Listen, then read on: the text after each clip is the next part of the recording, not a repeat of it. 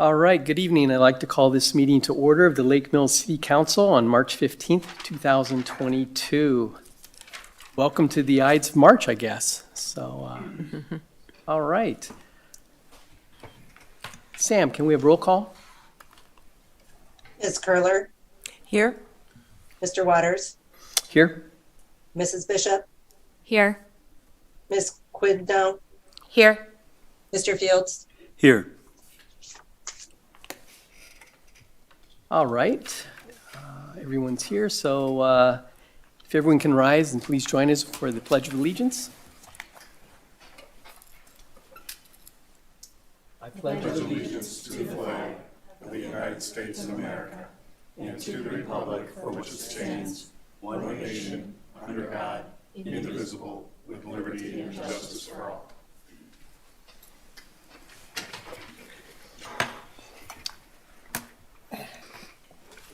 All right, thank you. So I see we have some Boy Scouts in the gallery tonight. I guess it's appropriate to point that out after the Pledge of Allegiance.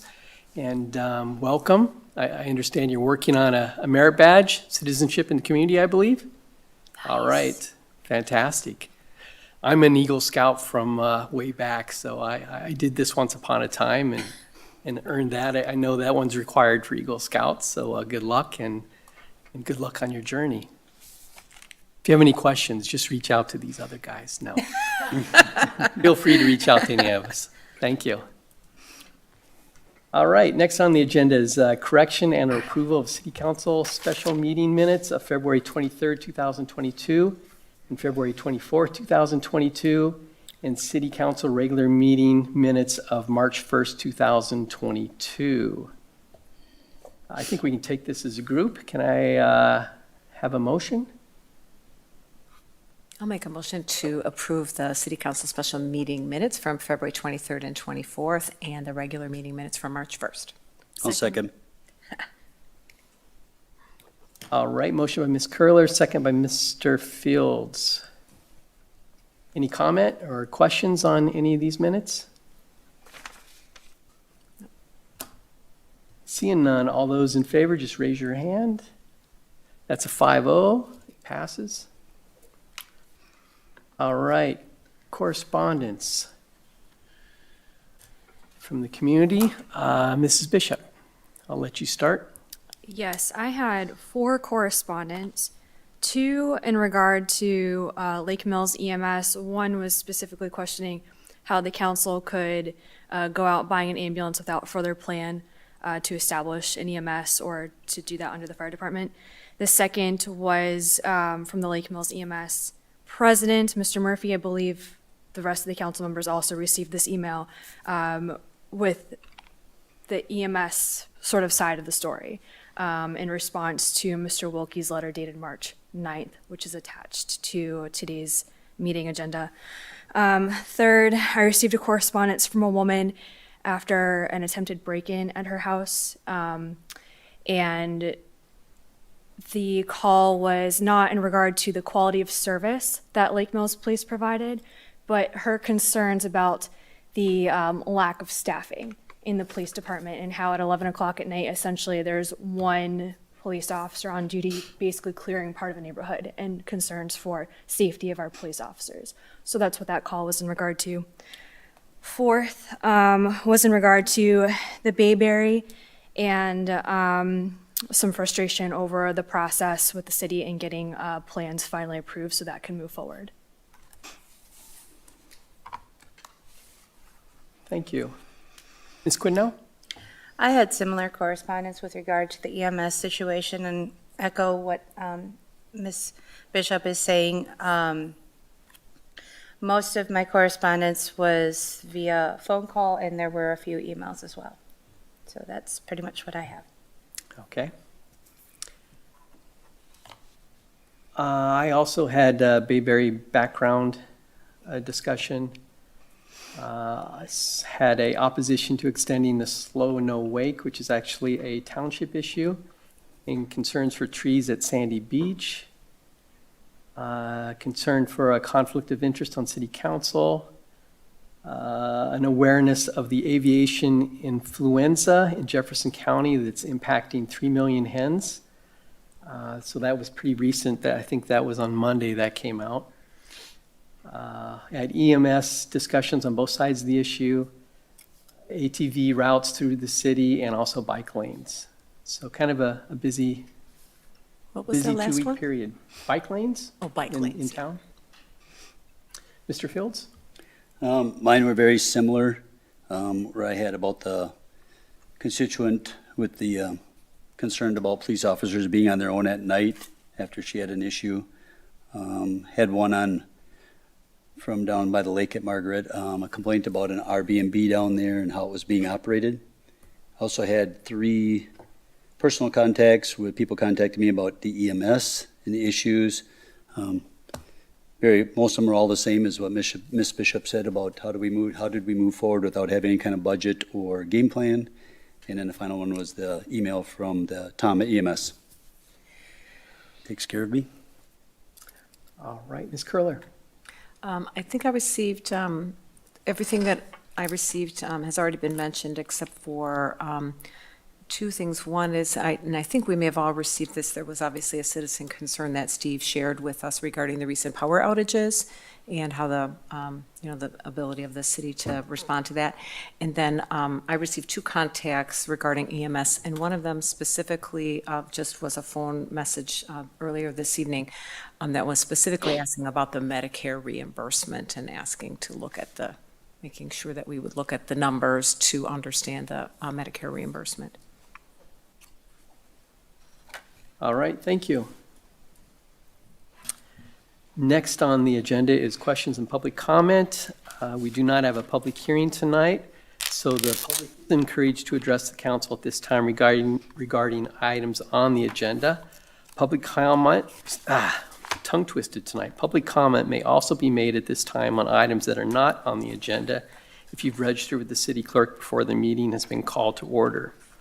The state's open meeting laws discourage action by the council on items not listed on the agenda. Please keep your comments limited to 3 minutes and state your name and address when starting your comments, and fill out the sign-in sheet provided. All right, is there anybody that'd like to give public comment tonight?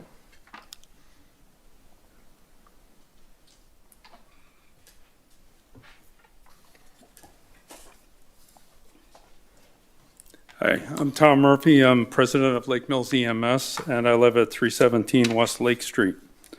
Just have a few comments, and then I'll get out of your hair. Lake Mills EMS has served the city and surrounding communities for the past 48 years. We've always strived to provide the best care possible at the lowest possible price. Recently, it's become more difficult for us to fulfill that mission. It has become more difficult to find staffing. Staff has become more costly to get and keep. Excess revenue to put toward new equipment has dwindled. I feel the city should not just settle for a lower level of protection, meaning dropping back to a basic service. The negotiation process, to me, only allows the city council to hear one side of the story or issue. And I just wanted to remind the city council that Lake Mills EMS is a privately owned corporation. That's it. Thank you. Thank you, Mr. Murphy. Does anyone have questions? All right, thank you. So anyone else for public comment tonight? Anyone online? Going once, going twice. All right, so public comment is closed. Move on to the city manager's report. Mr. Wilkie?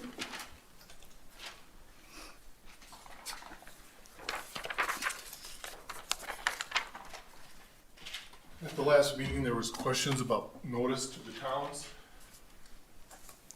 Those are the letters that are sent out with the dates for when they were done, so that every town was noticed about the fire budgets. So I can say September 23rd of 2015, October 3rd, 2016, the first week in October 2017, October 24th and 18, October 23rd and 19, and October 14th and 2020. I attended those meetings, as did the fire chief, where the budgets were distributed. The last, I'd say, 6 years, Town of Lake Mills and Town of Ashland have attended. Town of Milford has not attended in a long time. I don't know if their clerk doesn't distribute the information to them or how the problem has occurred, but they have been getting the information. This year, we sent an email rather than having a meeting because, as if you remember, for that 3.5 weeks in that time period, I was out with COVID. The EMS update, I was asked to provide an information on the state of the negotiations. I did not provide the information on all the documents that have been requested in chronological order, although I did give meetings that we attended. But the information that was provided on January 19th was a termination. So at that point in time, I didn't know that I needed to ask for any other information. Later, I got a request for a model. We did meet with them again, talk to them about the model, asked them to provide the model information, and that the model would have to be based on some of the other information like mutual aid, finances, that type of thing, in order for us to be able to have the conversation. This is typically why I don't negotiate by myself. So there was a city staff member in there besides me. So we can have that conversation if we want to. Otherwise, I provided the financial information that's available. If you have any questions, I'll see if Sam can answer it. Any questions for Mr. Wilkie?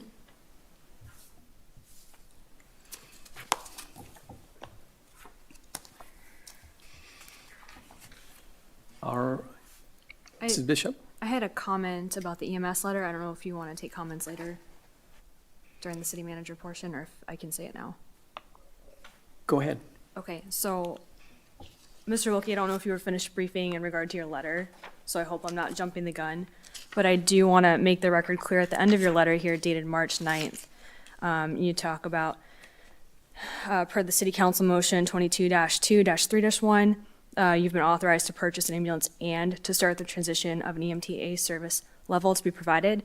And that last portion of that sentence is not correct. You have not been authorized in that motion to transition to an EMT service provided by the fire department. So I want to make that record clear. And I don't really appreciate the augmentation of the record by your letter.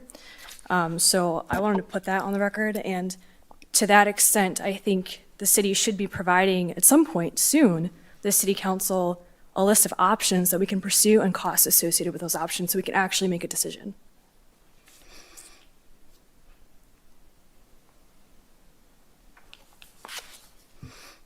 Do you have any reply to that? I'm sure that there'll be a ton of information available shortly. Mr. Fields? I'll follow up with Mrs. Bishop. That's very similar. I did make a request early last week to have the EMS fire ambulance purchase put on the agenda today so we could discuss and go through some of this. My comment was basically exactly the same, is that the memo from, or the motion last, when we had our special meeting, was for just strictly the financing to purchase the ambulance. I think what the fire department was talking about during that meeting was to get it right away in April and put it in service as a first responder vehicle.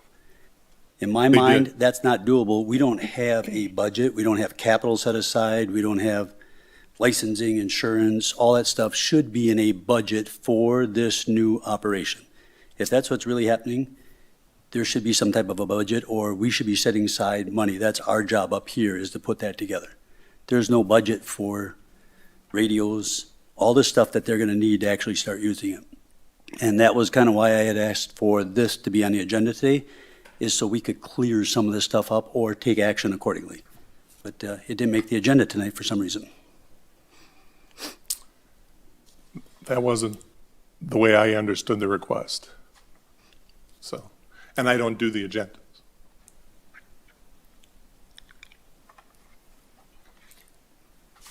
Okay. All right, anything else? All right, moving on. City Council Board reports and acceptance of minutes from the Public Works Board of February 8th, 2022. So there is the minutes in our record. Hopefully everyone got a chance to review those. Any questions or comment? Seeing none, I'll accept those into our record.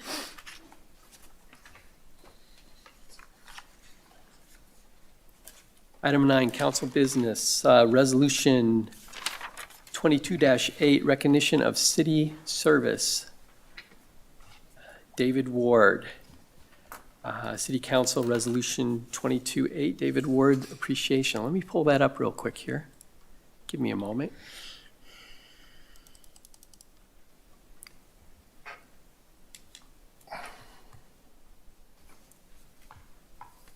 Do you want us to do a motion to approve of it? Yeah, before let's we go ahead discuss? with the motion. Okay, And then I'll read it. I move to adopt Resolution 22-8 in appreciation of public service to the City of Lake Mills, David Ward. Second. Motion by Ms. Quidnow, second by Mrs. Bishop. Resolution 22-8 in appreciation of public service to the City of Lake Mills, David Ward. Whereas David Ward has served in the Public Works Department of the City of Lake Mills for 38-plus years and was Street Department Foreman for 18 years. And whereas David Ward worked on some of the most important public work projects completed within the City of Lake Mills and excelled at monitoring, recording, evaluating, and directing staff during the completion of these projects, thereby strengthening the community infrastructure. And whereas David Ward has been a tenacious, knowledgeable, and dynamic street foreman. And whereas David Ward has worked to influence and achieve goals that were important to the City of Lake Mills Street Department. And whereas David Ward has provided dependable and honest service that has contributed to the betterment of Lake Mills.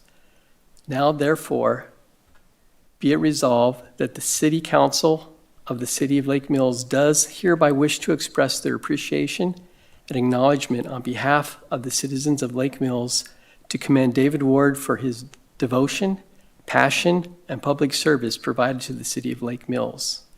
Resolved this 15th day of March, 2022. Staff comment? Want me to start? Well, I worked with Dave quite a bit, and I am going to read a little bit, so I say this properly. Dave always took great pride in his work for the City of Lake Mills. He was hardworking, conscientious, dependable, dedicated, diligent, and helpful. Dave had a very large part in the transforming our capital improvement plan, our maintenance program, and our sidewalk program throughout the years, especially in the last 8 years, and how that's changed. I think if you go around the city, you can see the product of some of the work that Dave has done with us, and he really helped run that program smoothly. I want to thank Dave for all the late night, middle of the night decision-making regarding snow and salt. Some of us didn't have to be aware of that, but Dave always was. Thanks for making the work manageable, even though at times it's overwhelming, due to the multiple projects, the changing conditions, the emergencies, and all of the time constraints involved in the work that we do. Thanks for being a great friend, a great coworker. Enjoy your well-deserved time off in retirement, and may you finally be able to sleep at night knowing that there is a chance for snow in the forecast. Thank you, Dave. You going to comment, Paul? Yeah, if I may, real quick. That's a lot right there that Dwayne said, very right. The only comment I'll make is that Dave comes from a group of people that just care. They really care about what they're doing. They do it well. They do it even though no matter what they do, somebody's going to complain about it. And you just really focus on doing the best they can for as many people as they possibly can. And that's not an easy thing to do. And Dave did it well. He did it with grace. And Dave, I thank you for the chance to work with you and enjoy every second of your retirement.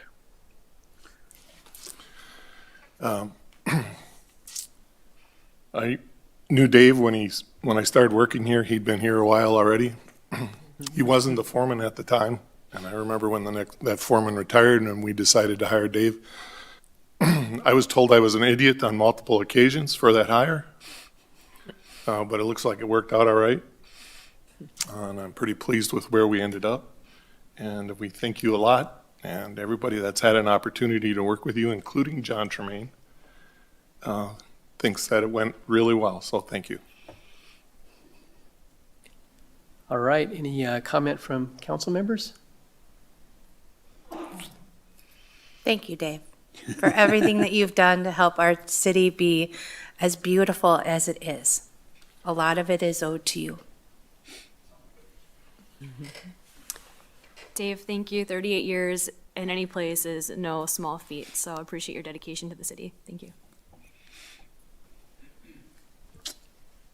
I'll just echo, thank you for your many years of service and enjoy your retirement. Yes, thank you, and take the retirement just as seriously and go have fun. It's all about the effort. I move to suspend the rules to allow for Dave to have any comments if he wishes to. He was hoping to avoid that, actually. Oh, okay. Well, then I cancel my movement. Thank you for the, can I squash that if you're okay? Yes, you may. Yes, you may. But I will make a comment. Thanks, David. I know that you hold Lake Mills very special in your heart, and you've done a great job serving the community, and I know the community is important to you. And please enjoy your retirement, and hopefully we'll see you on the streets of Lake Mills. So hopefully you don't leave town right away or anything like that. Good. Good. All right. Not until the snow shows up. All right, Sam, can we get a roll call vote? Oh, yeah. Go ahead and applause. Ms. Curler, Sam, can we have a roll call vote? Ms. Curler, Aye.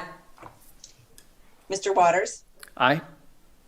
Mrs. Bishop, Aye. Ms. Quiznow, Qued now. Aye. Quidnow, sorry, I It's all apologize. right. It's no problem. And Mr. Fields. Aye. All right, that's 5-0. So unanimous. Congratulations. Let me come out and shake your hand real quick. Does that mean he's allowed to retire if we said 5-0?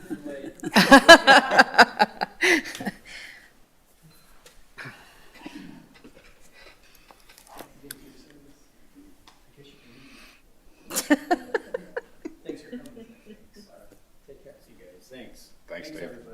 Thank you.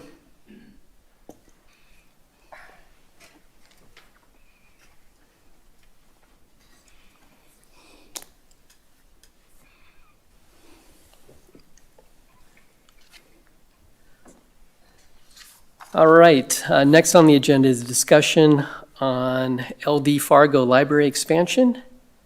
I think we have a guest speaker tonight. Yep, use the microphone there. Make sure it's green. So I sent over, and it was in the packet, the slide deck, and I pared that down a little bit, and this is what Dave has here. But just to recap, in 2020, we hired FEH Design to come and take a look at the library and basically evaluate library services and the building.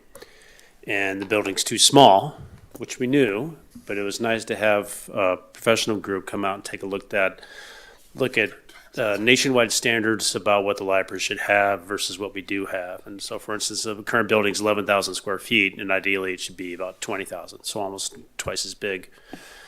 And we're very tight on the inside. We have like about 30,000 items available, well, space for about 30,000 items, and even then it's pretty tight. If it gets any more, you you can't get a new book in, and you got to yank to get the other ones out that are jammed in there. And we should have about 10,000 more items. And so we got done with FEH's work right when the pandemic hit, and they did their presentation to the city council virtually. Then because of the pandemic, we just kind of put everything on the table.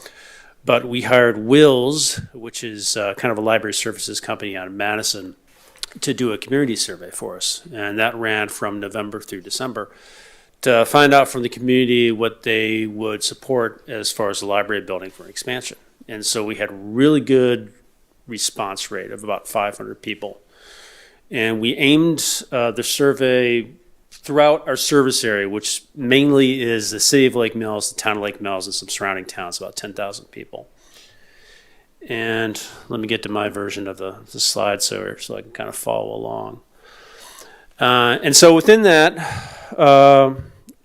if you look at the bar chart here, I mean, 90% of the people use the library regularly. The occasionally numbers, they're coming in at least quarterly, so like every 3 months or so. So we got a good response from people who use the library. Dave, you can go to the next one. Part of the survey, we focused really on the building and of what people thought about the building and library services. And so to make the survey a little more interesting to the people taking it, we had kind of different questions and rankings to kind of mix it up a little bit. We kept it really at about 10 to 15 questions and then some demographic questions to keep it short. So this one, it was ranking of on 5. And so that was positive numbers about the importance of the library to the community. Dave, for the next one. Will's stuck in some nice quotes that people were able to write in, and I did the little red outlining there to highlight them. And a really important thing here too is, so the service area is about 10,000 people, but 6,000 people would actually be voting for any kind of referendum to support an expansion of the library, because that's really what we were looking at here. And so 62% of respondents were within the city and therefore voters who are willing to pay for it. Next, please. The library, I got here a little over 17 and a half years ago, a little less than 17 and a half years ago. And since I've been here, the library has always been a draw for the community, and the exterior appearance has always been a big deal. We always get people coming in, they're visiting the city, they park, they take pictures of the front, they come in, they wander around and ask questions. And we addressed some of the interior when we did a renovation about 8 years ago, but we're still too small. And this is just a ranking of some of the things that people were really happy with and satisfaction with. Physical collection, I mean, all these, I wanted to be in the top 95, 98%. So I look at these and I'm always a little bummed out. But really, I think it's very positive that they're happy with it, but also that there's a lot of room for improvement. So you look at the physical collection, we're a small library, and we focus on basically recreational reading. We don't have the room for a lot of ongoing learning and things like that just within the collection. And I think that's reflected in some of these numbers here. The collection can't be as deep as it should be for a community of our size. We really rely a lot on the rest of the library system to have other items come in. Next. And dissatisfaction, so right off the bat, physical square footage was key. Seating areas is part of that, and study room space. Like for instance, the collection size, we could add more shelving and increase the collection size, but we have to take out something else somewhere else. So for instance, study room space, in the far back of the library, we have 4 tables for people to work at. And if we were to increase our shelving, we'd have to get rid of tables to be able to add any more stacks. Study room space over the past 20 years has become more and more important to people, something that customers really want. Watertown just did their renovation. I was able to get a tour there on Friday. And I think they have 6 different study rooms to fit like 4 people. 3 conference rooms fitting about, say, 10 to 20 people, and a big room about the size of this for larger events. And that's really most been drawing a lot more usage. Again, more shelving, square footage, community meeting space. Last time I really looked at stats closely for a meeting room, it got used 250 times a year, and it's still a relatively small room. Maybe you can fit like 40 to 50 people in there, but it gets a lot of use, and that's 250 times. That's library events, but it's also people who are meeting a social worker, need some privacy, people who are having private events for their homeowners association, all sorts of things for that. And we have that room and anybody can use it, but it's not always ideal, and you can only have one group at a time in there. Next, please. I have to read through this to remind myself. Right, so we really broke down a lot of it by age, and there's some surprising things in there to me that kind of come up later, but this was just looking at age for what their priorities were. And shelving and square footage are always near the top. And that's, so for each age group, of course, there's all sorts of different needs and desires and wants. But even then, it all kind of balances out. Next slide. And I like this graphic because you really highlighted that number 9. But maintain the look of the library, which is something we've talked about before, is if we do an expansion, it's still got to look good, because that big grand edifice is something that people really like. And really, that's all the way around on the outside. So the back of the library was added in '65, and that's all stone cladding on the outside. And they were, I assume it was the same argument back then. What kind of surface do we have on the outside? Do they stuck with that same look? Next slide. There's a nice quote. Next, please. And then down a little more to the nitty gritty of whether people would actually pony up and pay for it and support it. Over 70% said they would fully or likely support the building expansion project. Now, if I were to take a survey like this, I would probably not say fully support, because I'd want to see what it was before I would fully support it, which would be the next steps down the line for us. And referendum, so you got 74%. Similar number, fully support or likely support. Next, please.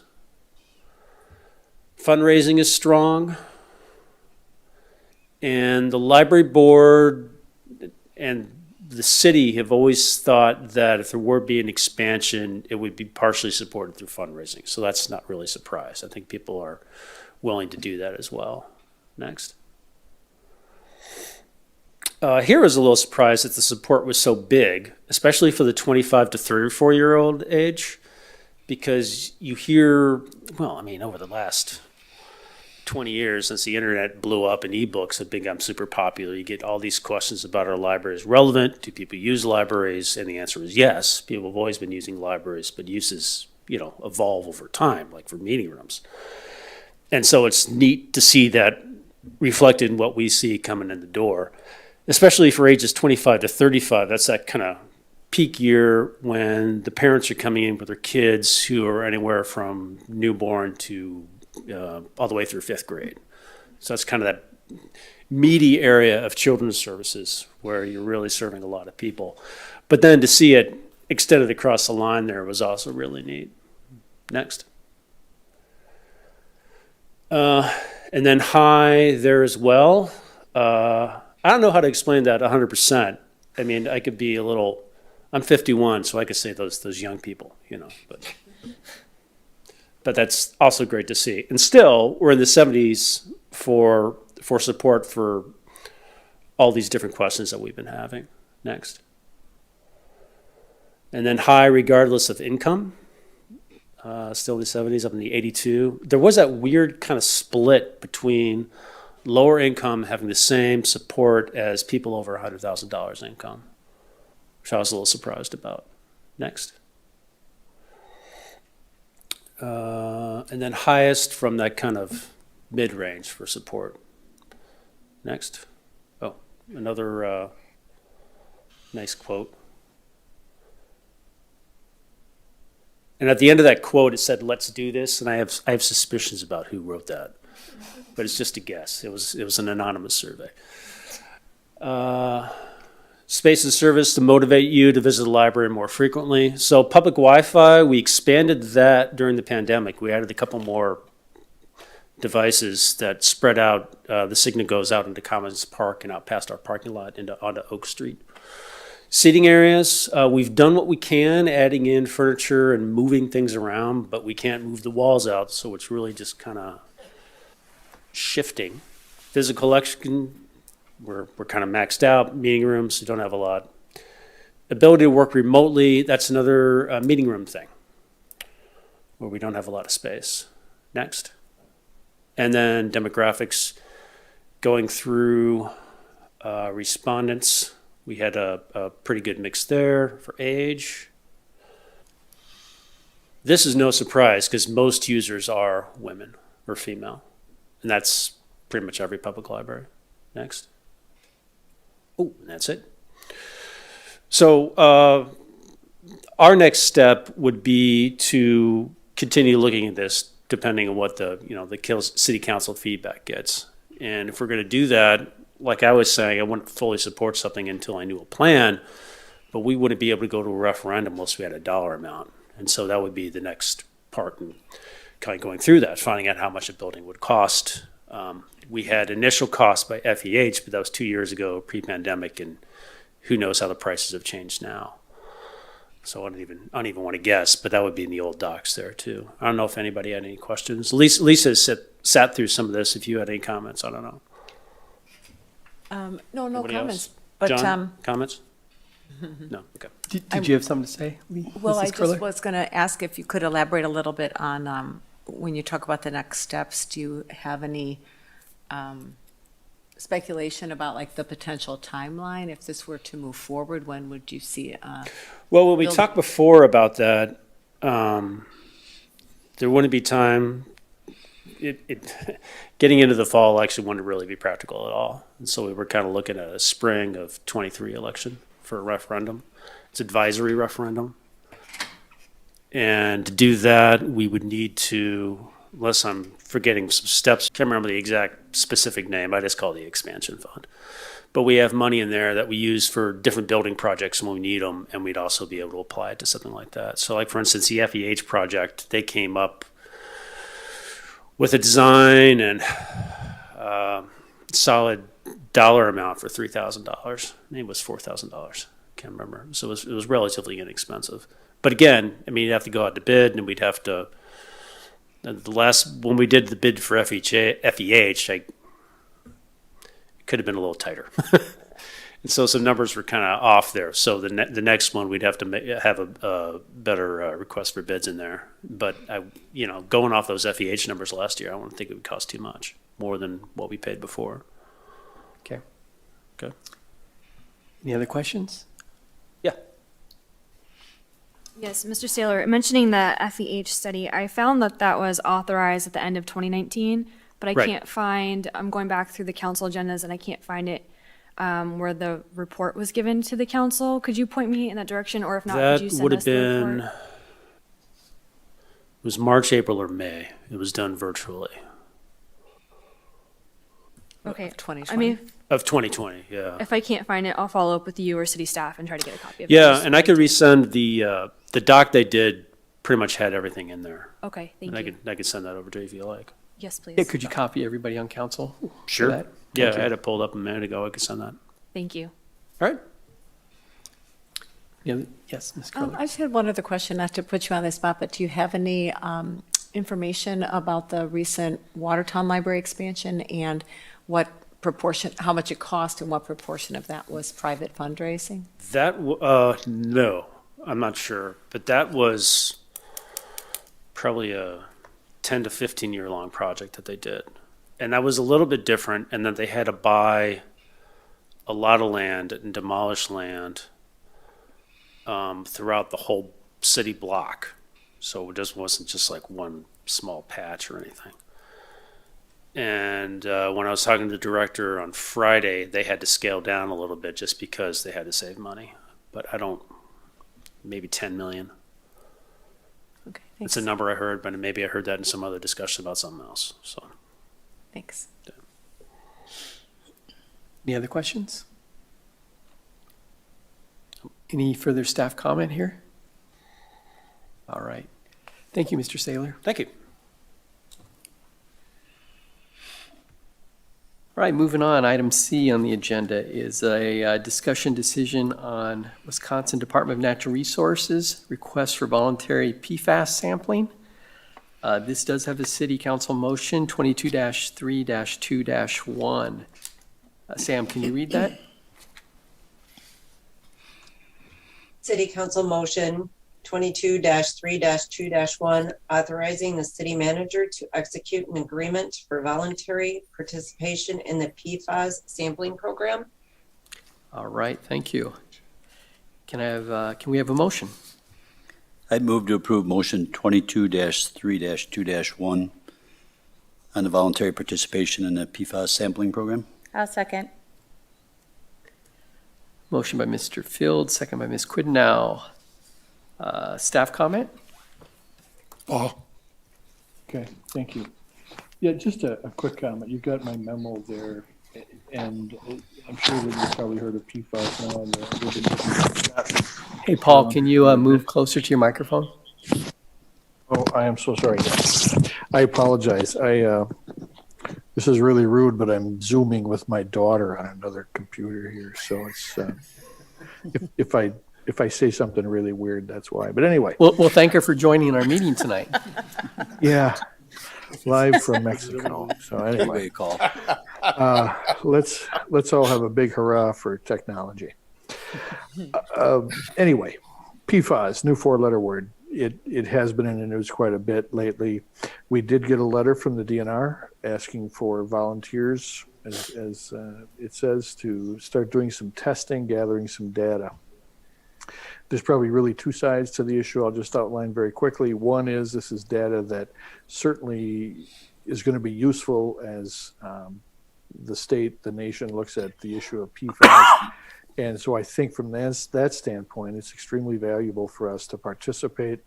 Quite honestly, I don't know why we would have an issue. It just doesn't seem like there's anything that's been happening in Lake Mills that would cause a big test for PFAS.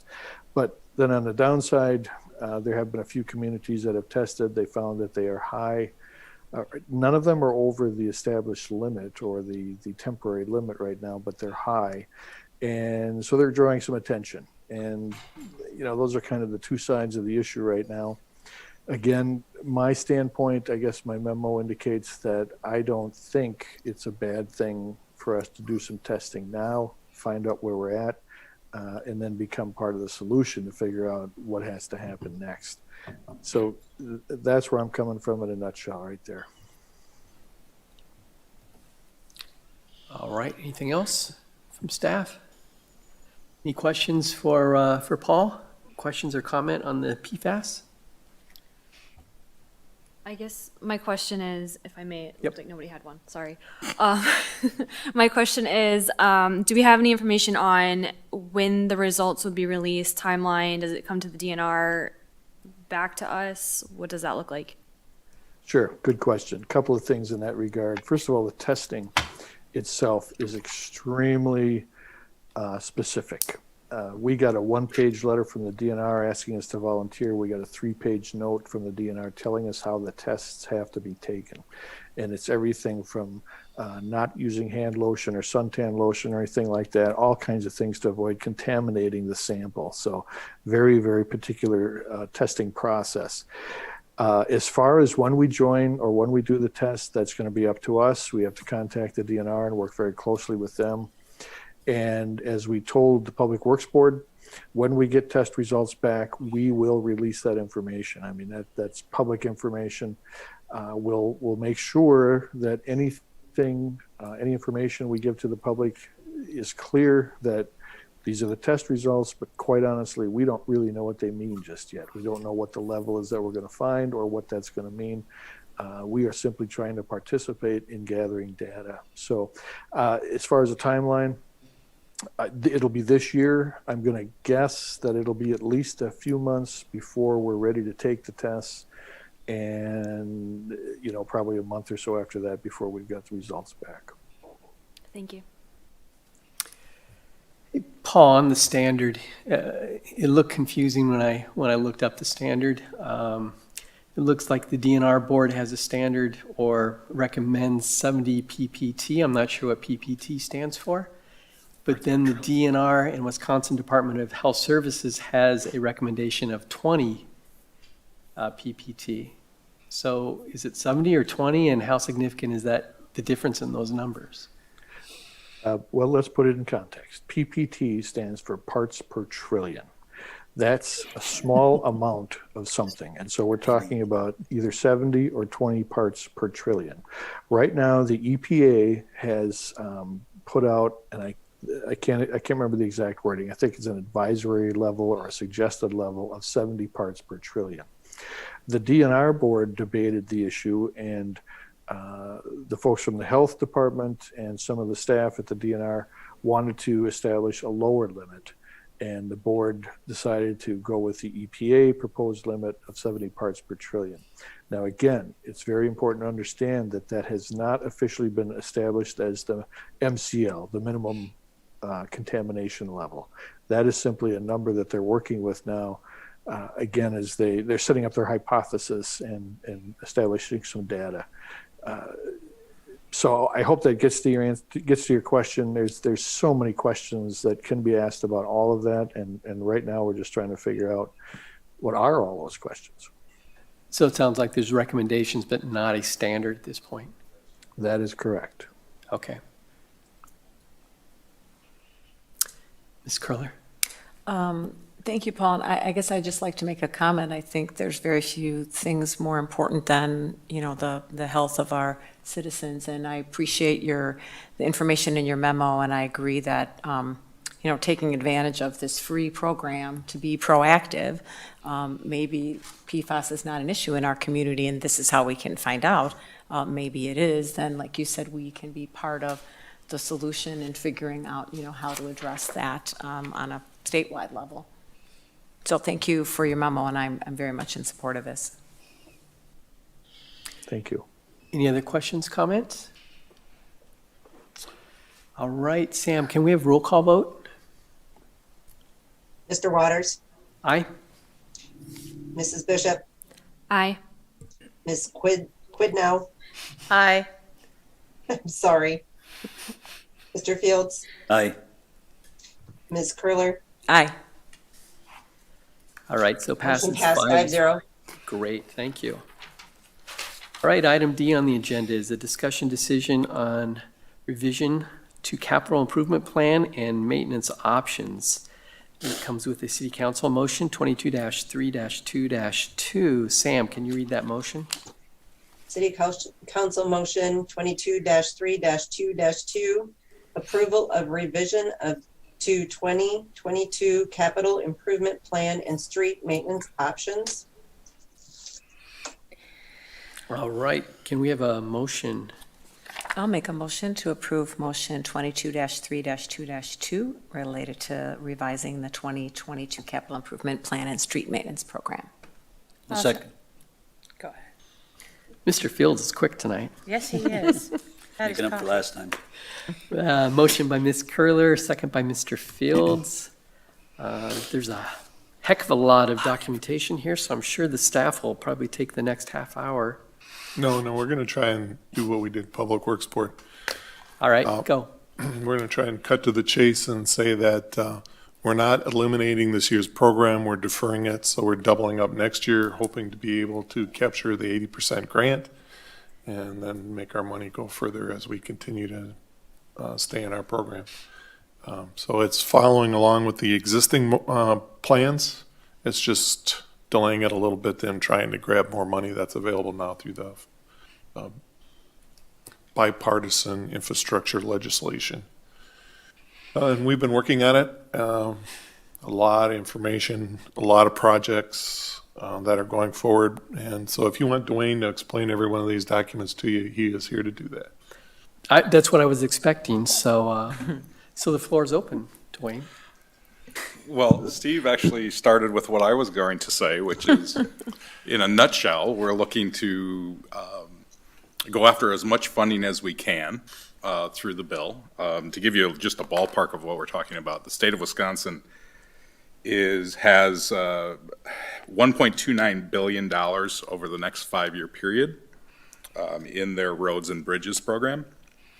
We are looking at two main funding sources. They're both 80-20 splits, meaning 80% would be paid by the federal government, 20% would be city funds. The two programs, one is an existing program that we've done before, which is called STPU, Transportation Grants Urban. The last project we had like that was Mulberry Street, where 80% of that roadway was paid. Now, again, it's the roadway and not the infrastructure, the sewer and water and the utilities. This past fall, we applied for that grant before the bill was passed for a project on Stony Road, CP Avenue North, and Owen Street for the intersection and some of the reconstruction there. We have not heard. We expect to hear this month on the results of that application. We have been told that if we do not get the funding in this round, there is a form that we can fill out in June, and we can apply for the next 5 years for the same program. We're still pretty confident that we'll be in line for some of that funding.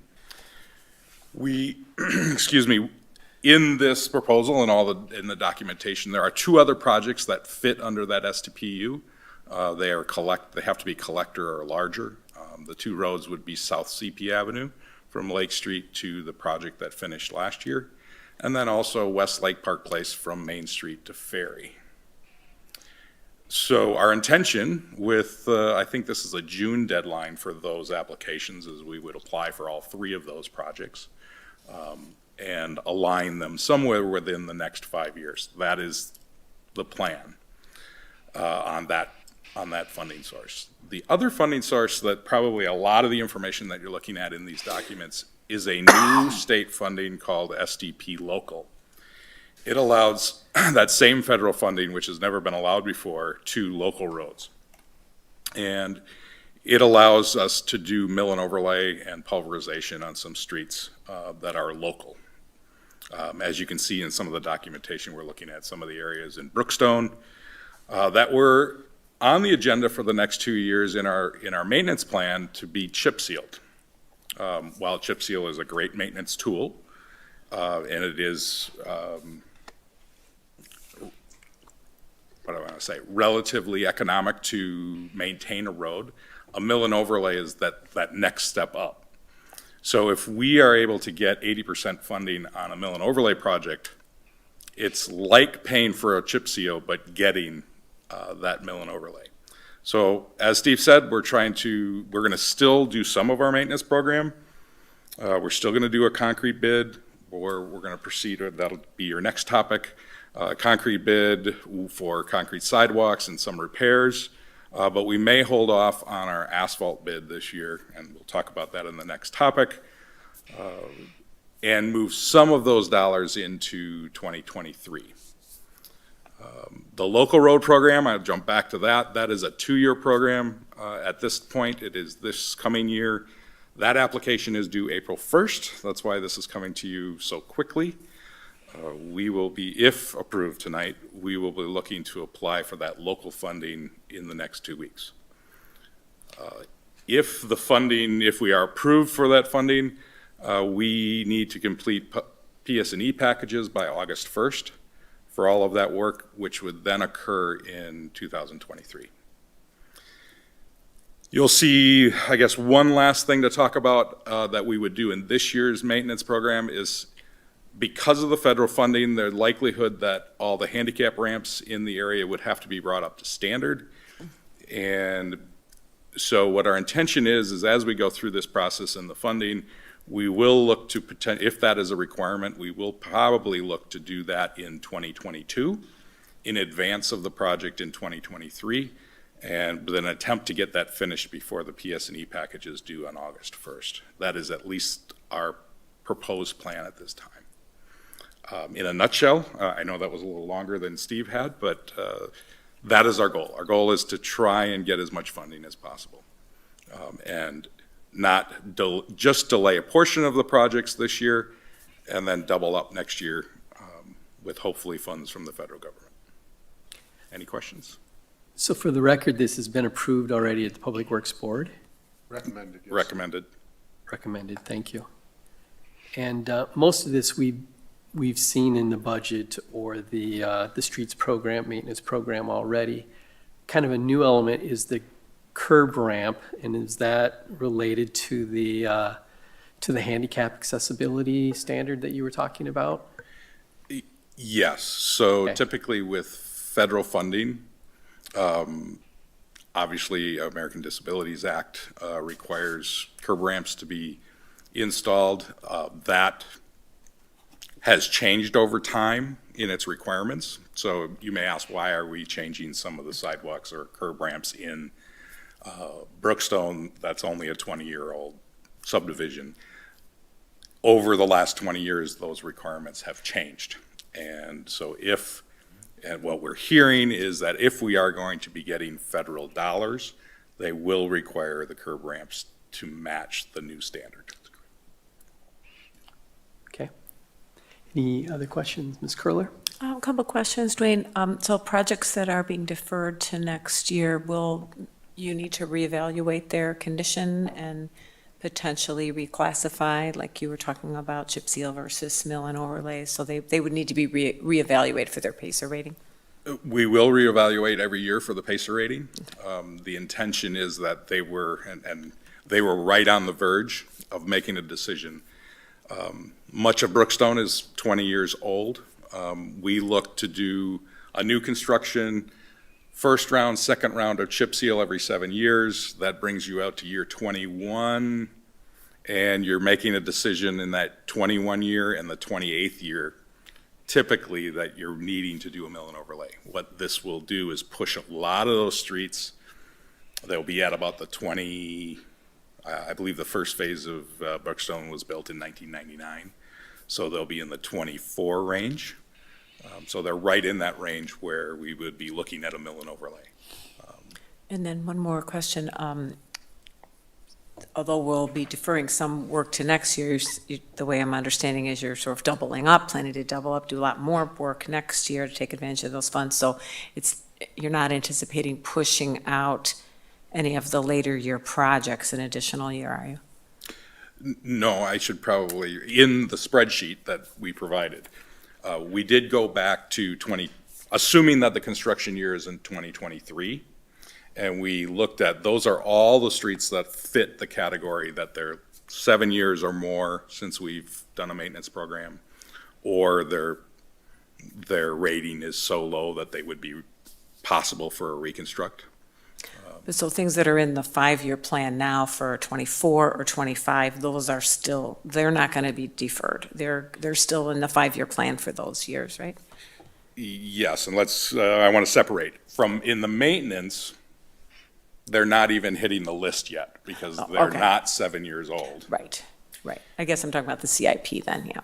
On the CIP side of that, what we will have to do with this funding is we have a 5-year program that was approved by you last summer through the Public Works Board and the council, then approved through the budget for Oak Street. That project will continue.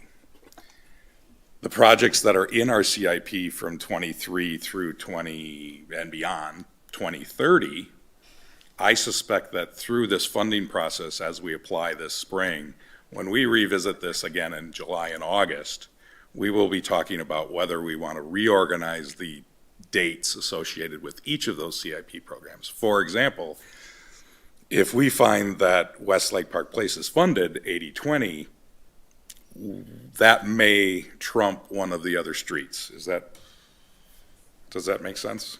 It makes sense, but I guess it clarifies that just because it's on the 5-year plan now for 2025, a particular street section might not stay there.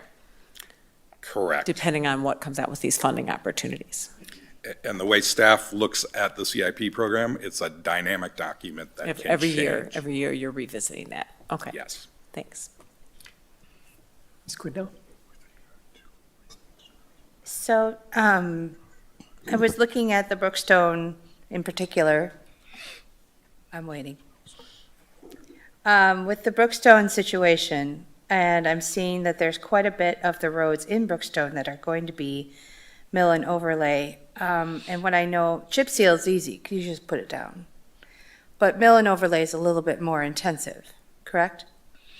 Out of curiosity, is there any chance that the project is going to be done in such a way that we can do it in phases, or is it just we're gonna try to keep everybody in their homes for that particular time period? First of all, a mill and overlay involves taking off an inch or two of pavement. So the thing mills it, and then you can drive on it. You can continue to drive on it. And then when they come back and they pave it, it generally takes a half a day to pave it. So with the paver, the mill and overlay might go pretty fast, or the mill might go pretty fast, might be 2 days, 3 days.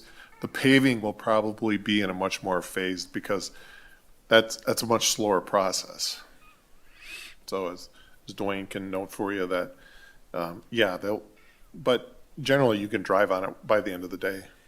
I'm not necessarily worried about the driving. I know that there are a lot of people in subdivision who do use that area for biking and pushing of strollers and such.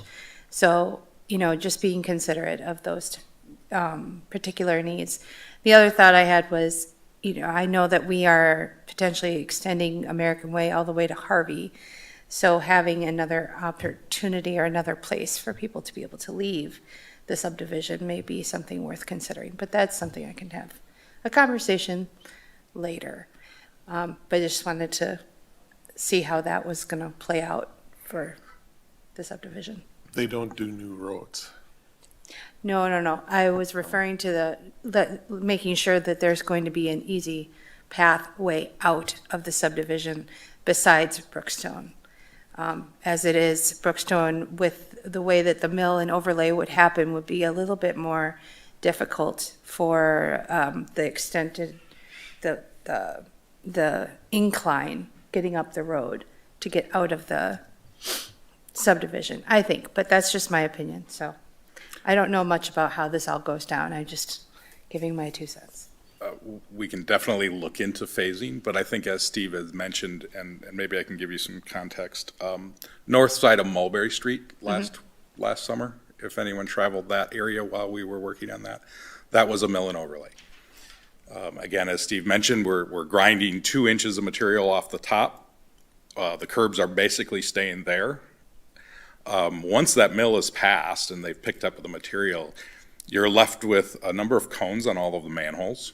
And there's a little bit of time between the mill itself and the paving, maybe a week or two. But what's going to happen at that point is maybe some of the manholes are going to be raised to match that new crown that's going to be created by the asphalt. But as Steve has mentioned, during that whole time, while there are cones and manholes to avoid, general residential traffic shouldn't have a problem getting through the neighborhood. You're going to talk more about the sidewalk stuff at the next part, right? Because you would probably be more concerned about the handicapped ramps than the pavement. The pavement probably is not going to be a big deal. The handicapped ramps could be much more of a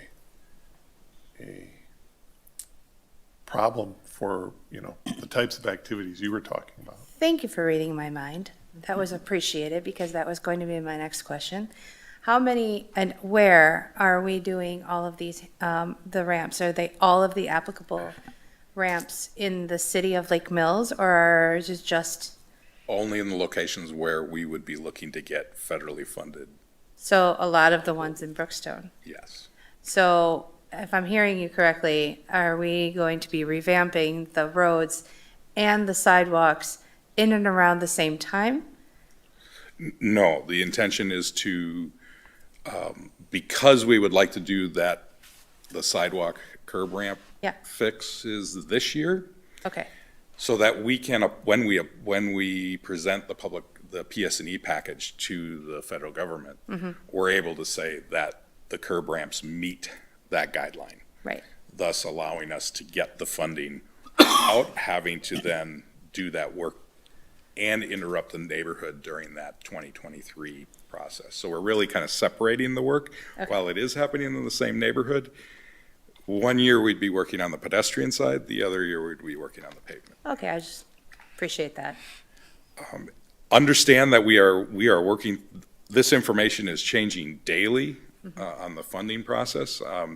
Dan had mentioned that many of the fundings in the past have not included infrastructure, sewer, water, other facilities. It's usually been the street itself.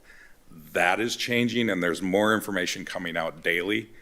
I've done almost a webinar a week since the middle of February as these programs are changing and coming out. I think Paul has done the same. I think he's still on the line. But there's more information, Paul, I believe, on the water side that we hope to hear in the next month. Yeah, I can't give you specifics, but I'll echo that this is a pretty intense time right now. We're trying to get ourselves positioned to get as much money and get as much done as we possibly can. It's a multi-year thing, but we're in the chaotic period now, and we'll see what happens. So to recap, this proposal is basically to allow us to capture as much of that 80% federal funding as we can for these projects. Basically pushes back some of the maintenance for a year in an attempt to capture as much funding as we can. Okay. Any other questions? Yes. Really just a comment. It seems like perhaps this is an example of the work that Dave Ward did bearing some fruit, where all this planning and all this 7-year process that we have in place is positioning us to have these regular assessments. Am I understanding that right? So we've got really good data on the condition of our streets and our sidewalks, and that's going to allow us to take advantage of these opportunities. Exactly. The list may actually, because of all the good work he's done, the list may actually be smaller, but that's okay. That means that the streets are in very good shape, and the list is smaller, but that program, it is an example of the program that has been very helpful throughout the years in putting together and maintaining. We're trying to be at the front end too, because there are less people who are going to apply at the front end than once you get down the road a ways.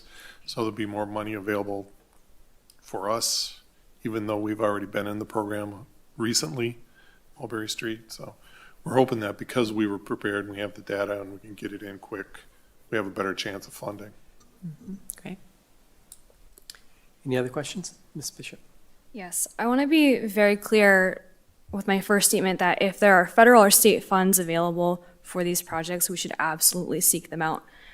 My concerns are twofold with this motion. First, if the city is seeking authorization from the council to go out and apply for grants and funds, this motion doesn't appear to do that in the language, because the language says we're approving a revision of the improvement plan, not authorizing the city manager to go out and apply for funds or grants. So if we need to change that to authorize the city manager to do that, especially for the April 1st grant, we need to address that tonight. Second, with the language that the council is approving the revision of the capital improvement plan and street maintenance program, I'm going to be honest, it is very difficult from the documents provided and from the discussion tonight for somebody looking at this motion to figure out what the revisions are from the plan that we passed with the budget. And so what we're passing here is not clear. And I have concerns about that, and I would have liked to see a memo outlining the specific changes as opposed to, a map with some colored in portions showing what will be, I think a BIL was one of them, which refers to a funding source. It's just very hard to piece together. So even from this discussion, it's hard to know exactly what we're passing. Thought there was maps attached, color-coded, wasn't there? There are, so like the maps show, and I don't have them pulled up right now, like part of Brookstone colored in and shows, I guess, different funding sources. But to Okay. piece all of that together into what we're passing with what is being revised from the capital plan that we passed with the budget, it's just hard to kind of rack and stack them and compare and contrast so I know what is being changed and revised that we're passing tonight.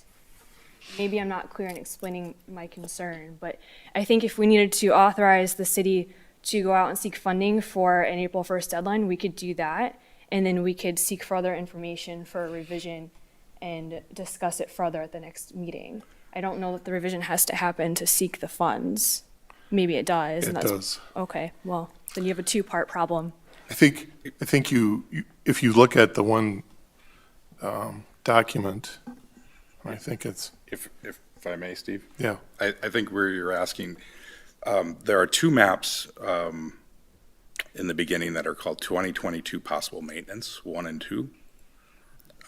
Those are the documents from your August meeting, which was what was approved. Again, what's approved in August on the maintenance side is always reviewed, as Ms. Curler had mentioned, in the following spring. We'll reevaluate whether it should be a chip seal or a mill and overlay. And we would typically come to this meeting and let you know of that change at that time. So those first two would have been the same exact documents that were in your August packet. Then the 2022-2023 CIP maintenance 1 through 4, those are the proposed locations for either funding or maintenance, or is already in the maintenance, in our CIP program. The spreadsheet itself, which is called CIP maintenance revisions for funding, each line is associated with those maps. So there should be a description of whether or not we're going after funding, and it should match that. If it doesn't, I'd be more than happy to provide more information. So it seems like that spreadsheet, hold on, the revised CIP and funding listing is what it says at the top of the spreadsheet. If you're going down the columns, it has 2022 original maintenance for Autumn Crest was chip seal. Proposed funding is M&O BIL 2023. So you're saying in that line now, the revision from funding from city budget is now we're proposing to fund it from the BIL for 2023. Okay, Correct. so this spreadsheet that we're looking at now is sort of the key document that outlines the revisions from what was passed at the end of last year to now. Okay, well, that certainly helps, and I think that makes the record more clear, so I appreciate that. Sorry, we kind of glanced over a lot of information early in the project. No, it is a lot of information, and again, it's, for people who are looking or trying to see what the city is doing, it is hard to piece together. And so I think that gives a little more clarity to that piece, but I still now, for the authority to seek the grants and funding, probably just a motion to amend would be okay to do that, but I do want to make sure we cover that and give the city the correct authority. If the city attorney agrees, I would make that motion. If he doesn't, we'll do something else.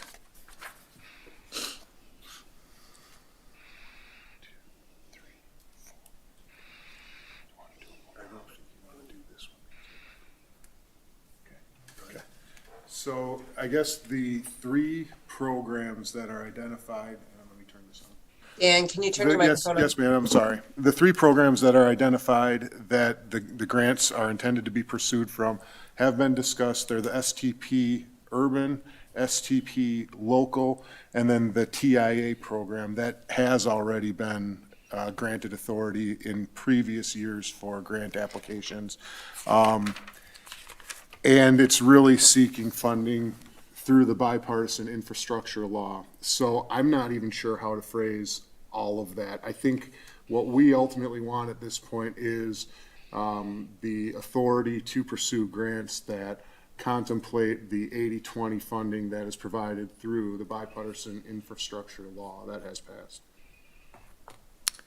Can you clarify, does the city manager need an explicit authority by a council motion in order to apply for state grants?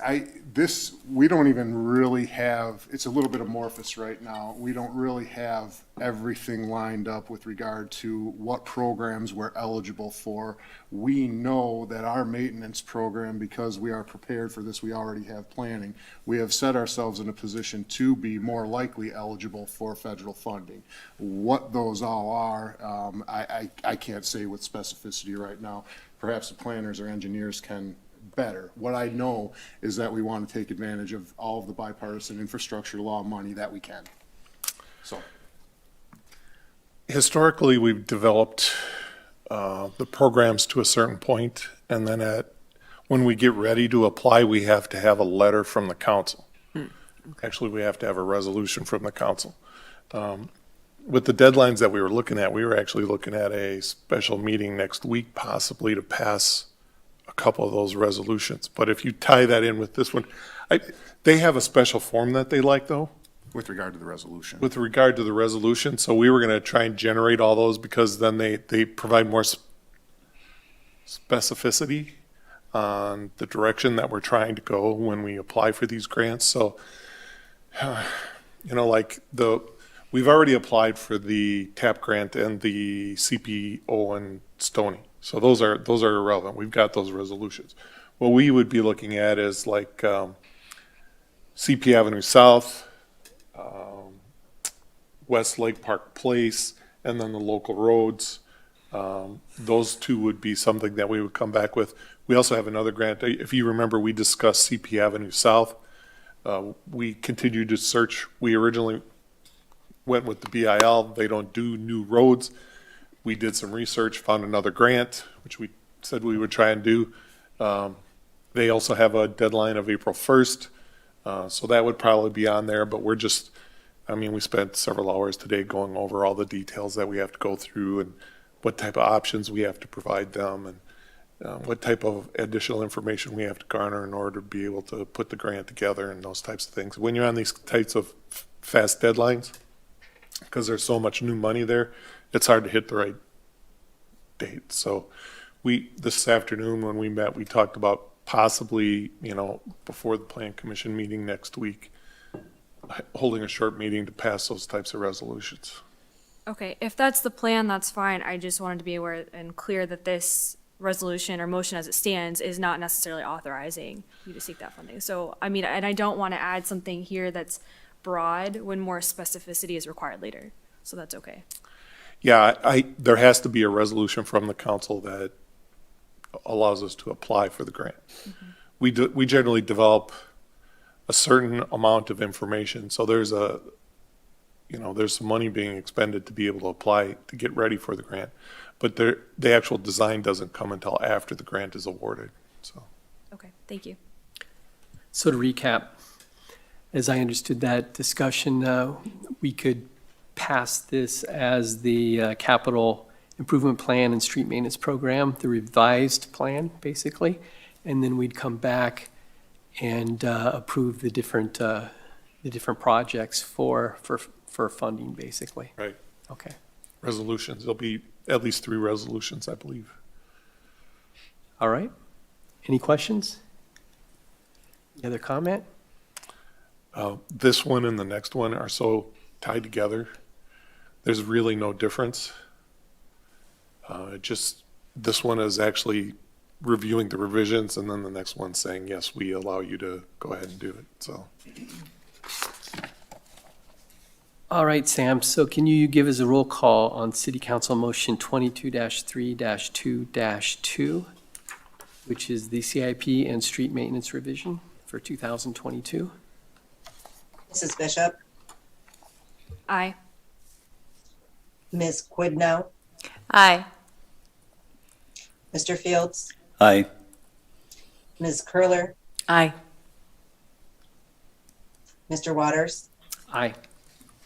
Motion passed 5-0. Thank you. All right, item E on the agenda is the discussion decision on 2022 street and sidewalk maintenance program.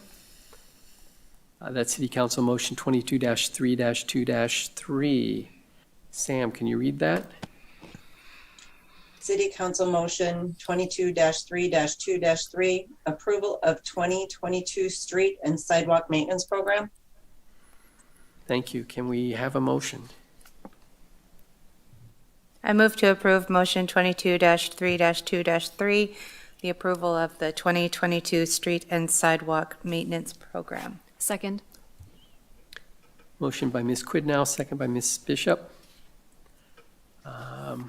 staff comment. I know we just had a recap that basically said this is a carryover or very similar issue.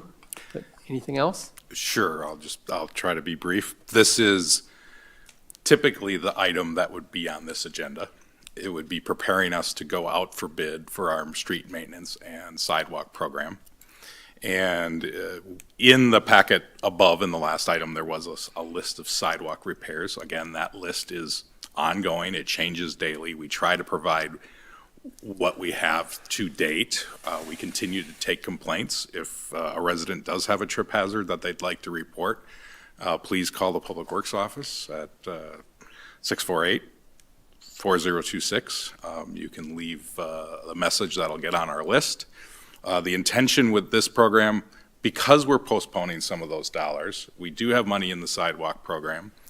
In previous years, the list has been growing faster than the dollars. So what we will look to do is try and catch up a little bit on some of those complaints, and as those complaints come through the year. So we will be bidding out concrete work probably in the next 2 weeks. We'll be putting that out for bid with this program. It would be the sidewalks we've talked about in the handicap ramps. It would be sidewalks that are in our normal maintenance program and complaint list. Any dollars that are available, we are still continuing our counterclockwise rotation, looking for trip hazards. In many of these streets we are looking at funding, however, if there are trip hazards or complaints in those areas, what we will look to do is, for safety reasons, provide some type of either cold mix or some grinding to allow them to not have a trip hazard. But you may find that we may not replace those. For example, if you're on Westlake Park Place and we get a complaint, if we know we're going to be pursuing 80-20 funding and the project might occur in the next 2 years, we may try to do an interim fix that may be with a less costly fix. So that sidewalk list is where we're at today, but that changes, especially with the freeze-thaw cycles that are happening right now. Changes in the spring. The intention, we spoke a little bit about the maintenance program earlier, and we do still have 2 streets that we would chip seal with the county. That is Cook Street and Browns Court. Those would still stay on the chip seal program. Those are, believe it or not, are already 7 years since they were reconstructed. So they are eligible for their first round of chip seal. We have been in contact with the county as always, and they are awaiting our list if we do continue to do those 2 streets. I think I've covered the concrete plan, so we will be putting a bid out. We will not, at this point, be putting an asphalt bid out, but we can pursue that in the future if needed. And this motion also has the Public Works Board recommendation. Correct. All right. Any questions, comment? Ms. Curler? I have a question about, there was a few notations on the spreadsheet where a private property owner had maybe perhaps removed or altered a sidewalk, maybe in conjunction with, replacing a lead service line or something like that. How does the city approach those situations? Do you exclude those from the maintenance list? Is there an enforcement action that can be pursued to try to get the private owner to, do their work? How is that approached? So first, you're seeing the first part of it. If we do get a complaint, it goes on the list so that we can pursue a remedy and make sure that it's safe, make sure it's marked. As you mentioned, maybe go back to last year, there were a number of LSL replacements that have occurred over the last 4 years that were done as part of funding on the private side. In those cases, that private property owner received funding to do that service and should have had a maintenance program with their contractor to replace that, or it's their responsibility. I think the statement that Paul's on the line always says is he who creates the issue replaces the problem. So in this case, what we'll do is we'll pursue those with both the landowners and the contractors and allow them to repair it, give them notice. Again, we're not looking to use our maintenance dollars that are city taxpayers for something that was caused by a private property owner. So there are a couple of those on the list, and we continue to work with the property owners and talk through those issues. Thanks. Any other questions, comments? All right, seeing none. Sam, can we have a roll call on City Council Motion 22-3-2-3? Excuse me, Ms. Quidnow, Aye. Mr. Fields, Aye. Ms. Curler, Aye. Mr. Waters, Aye. Mrs. Bishop. Aye. Motion passed 5-0. Thank you. Next on the agenda is Resolution 22-9, which is an Arbor Day proclamation. I'll go ahead and read that resolution after we have a motion and a second. Can we have a motion? I'll make a motion to approve Resolution 22-9, Arbor Day Proclamation. Oh, I'll second. Motion by Ms. Curler, second by Ms. Quidnow. Resolution 22-9, Arbor Day Proclamation. Whereas Arbor Day is observed throughout the nation and world, and whereas trees can reduce erosion of our precious topsoil by wind and water, cutting heating and cooling cost, moderate the temperature, clean the air, produce oxygen, and provide habitat for wildlife. And whereas trees are a renewable resource giving us paper, wood for our homes, fuel for our fires, and countless other wood products. And whereas trees in our city increase property values, enhance community economic vitality of business areas, and beautify our community. And whereas Lake Mills has been recognized as a Tree City USA community by the National Arbor Day Foundation for 29 consecutive years, and desire to continue growing its forestry management and planting programs.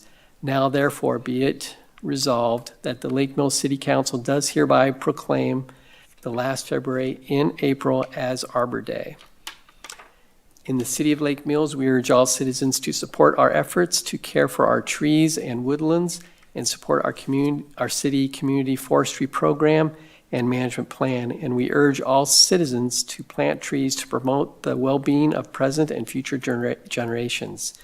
Dated this 15th day of March 2022. Any comment from staff? For the first 12 years I was here, we had to pass a resolution, and then they dropped that from the requirement. And so I think this is the first time in probably 15 years that 13 years that we've had to do it. We've done this while I've been here. While you've been here? I think so.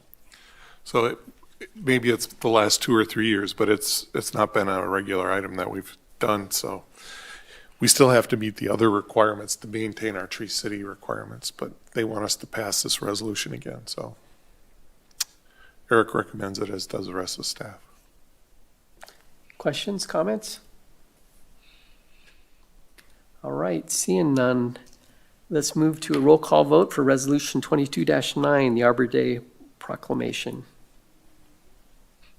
Mr. Fields, Aye. Ms. Curler, Aye.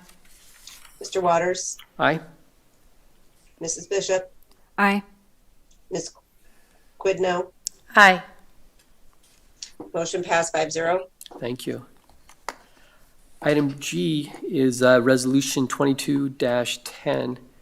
It's a Board of Review meeting location topic.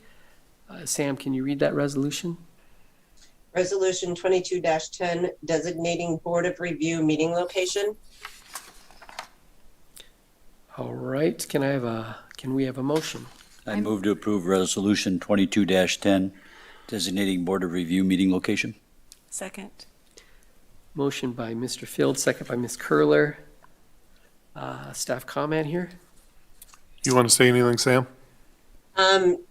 Just that in the past 2 years, Betsy has had to move, or did move, the Board of Review to the community center due to being able to spread out and COVID issues.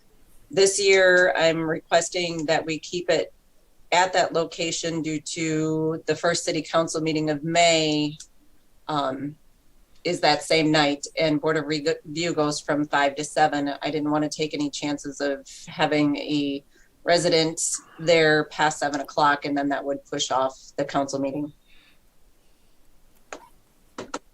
Okay, thank you. Questions, comments?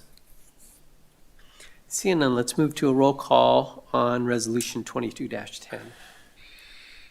Ms. Curler, Aye. Mr. Waters, Aye. Mrs. Bishop, Aye. Ms. Quidnow, Aye. Mr. Fields. Aye. Motion passed 5-0. Thank you. That wraps up the city council business. Next on the agenda is recommendations for future agenda items. Any comment? Mr. Fields? I think we should keep the EMS and the fire ambulance on the agenda as a standing item until we get through all these negotiations and figure out what direction we're going. We've already got 5 months into this. I think not just an item on the city manager's report, but it needs to be a discussion item for us to discuss and start setting forth options or preferences so that we can take action. I don't know if that's where you're going, Mr. Fields. Correct. Yeah, I want an actual agenda item, so if we need to, we can take action. Do Or we if we need choose to. a work session on this as well? I think we're going to need to, once we see all these options, we're going to need to start working through things in spreadsheets and see what our actual costs are going to be and what our options are. I think it makes sense to get a work session going on this eventually. Because we can't put a budget together or for capital or operations or anything else until we know what we're going to be doing. Yeah, that'll be a big issue for us It's going to come over the down. next couple months. Yep. We just need to start talking about dollars, what it's going to cost. Anything else? Ms. Curler?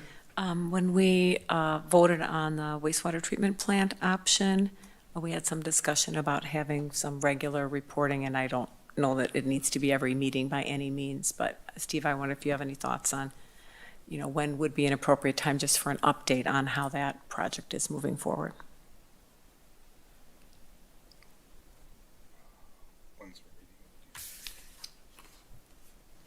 Catherine has something.